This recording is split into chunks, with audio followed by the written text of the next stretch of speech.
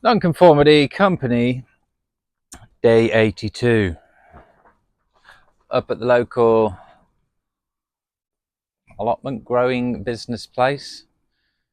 Just had a beautiful pork box delivery, nose to tail pork box. Amazing value. These pigs, the owner hugs the pigs. And there's just a lot of really nice small food projects going on that I'm connecting to recently and learning about. And it's not just the value is really, really good, especially when you combine that with the quality. That's what it's about. Even if you are wanting to eat healthily, a lot of produce now that's coming from different places, we don't know what's gone on with that. There could be any number of pesticides, herbicides, insecticides sprayed on that food, which our bodies, well, they have to remove it. They have to work to remove it. And there's chemicals everywhere these days, which can't be good for the body. Our bodies are very good at removing things. But I think over time, if a lot of those chemicals are building up, it's not going to be good for our health. And there's a lot of bad health problems out there at the moment. I'm not sure if it's getting any better or any worse. It's hard to say, isn't it? But one thing that's paramount to our health, and health, the life master system, it's about dividing your life up into those 5 departments. And I'm feeling really good. I'm feeling really on top of everything. Even though I've got a lot going on, I feel in control because the life master system, splitting it up into health, work, people, finances, and evolution, it's giving me a balance. It's giving me perspective to manage life in those 5 departments. So I can automatically feel like if I'm doing too much work, and my health's not getting energy put towards it, you can rebalance that and bring it back into line. You've got a kind of measuring point, a point to bounce off and measure how you are to what your plan is. And yeah, if I'm doing too much work or too much on the health and not enough reading time, my evolution category is going to be suffering, so I'm not going to be pushing myself forward. So the idea is to never be completely balanced, because you need to be pushing, but then you've got this balancing system to just keep moving and changing things.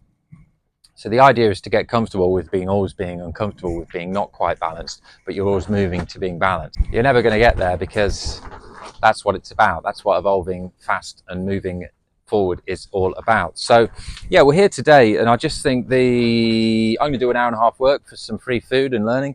And taking control of your food and your nutrition is going to affect your mind and your energy levels, which is the subsections of the health category, which is going to enable you to have more time and more energy for all of the other sections. So it really does start with health, and one of those is what we put into our body.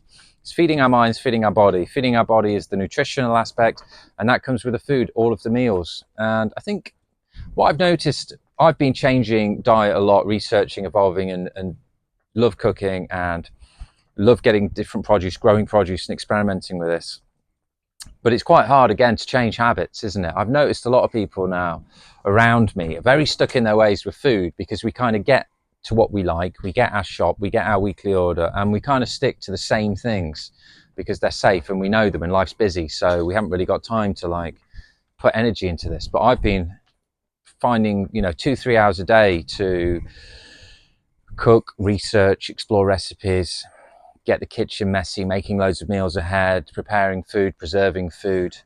And I love that, because that means that I've got all of these things available to me. Even when I'm busy, I've got things at hand, which I'm not going to be making bad choices and getting takeaways or eating bad foods. And that's what nonconformity food garden is all about. It's about just trying to take control a bit more of what you're putting into your body by growing some stuff yourself. Just start chipping away at this.